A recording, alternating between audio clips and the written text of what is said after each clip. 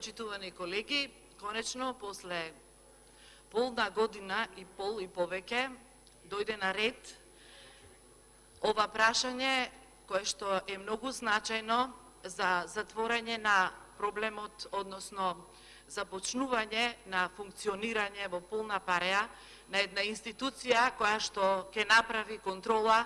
и која ќе даде поддршка за развој на високото образование во Република Македонија. Имено оваа точка на која што се разгледува назначување и именување на директор на Агенцијата за квалитет во високото образование, која што агенција е формирана всушност на 2 мај 2018 година. Од тогаш до сега оваа агенција била обезглавена, практично немала лидерство кое што ќе може да се носи со потребите заради кои што и била формирана како таква.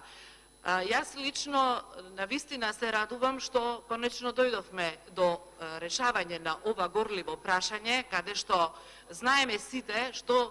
имаме, какви потреби има високото образование и какви процеси се случуваат во високото образование и колку силна е потребата од воспоставување на една контрола и поддршка за развој на високото образование. Именно директорот на една ваква институција потребно е да поседува високи референци кои што ќе значат и професионални вештини, односно кои што ќе значат и едно искуство во работењето во високото образование, но исто така и потребни се референци од областа на личните карактеристики, затоа што ќе треба да раководи, да води, да работи на менеджмент со човечките ресурси. Тоа говори дека таа личност која што во моментов практично е номинирана, верувам дека оној кој што го номинирал господинот Агим Рушити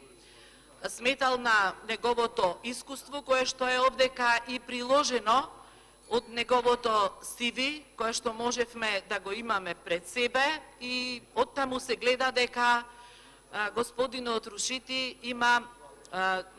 големо искуство и во областа на државните универзитети и во областа на приватните универзитети. Значи, дека има познавање од процесите кои што се случуваат во приватните и државните универзитети. Јас би сакала само да нагласам дека верувам дека господинот Рушити ќе биде свесен да се издигне над своите политички определби,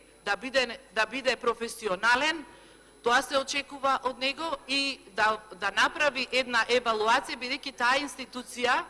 се бави со евалуација на високото образование, треба да ги реализира тие процеси, евалуација која што ќе значи и согледување на состојбите, но и понудување на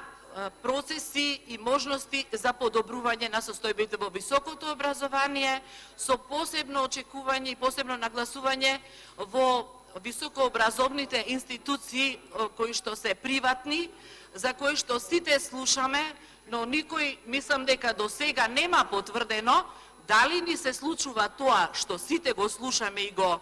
да речам, со шепот го споделуваме помеѓу себе, што значи и недоследност во реализирање на програмите, односно полесно стекнување на дипломи, ете така најблаго речено. Би сакала, очекувам дека оваа институција или ќе го потврди тоа, или ќе го одрече со процеси и со методологија која што ќе значи и подобрување на состојбите во тие високообразовни институции. Значи, ова како еден предизвик со кој што верувам дека сите ќе се согласиме, кој што го нарушува темелот на високото образование во Република Македонија, заради што и се нарушува и целокупниот амбиент во смисла на квалитетни кадри, конкурентни кадри на пазарот на трудот, исто така поттикнување на високообразовните институции да бидат попроактивни во општествените сфери, практично и во истражувањето на потребите од кадри и во креирањето на програми кои што ќе бидат акредитирани преку оваа институција, да соодветствуваат, односно кадрите кои што ќе се продуцираат да бидат и потребни и корисни,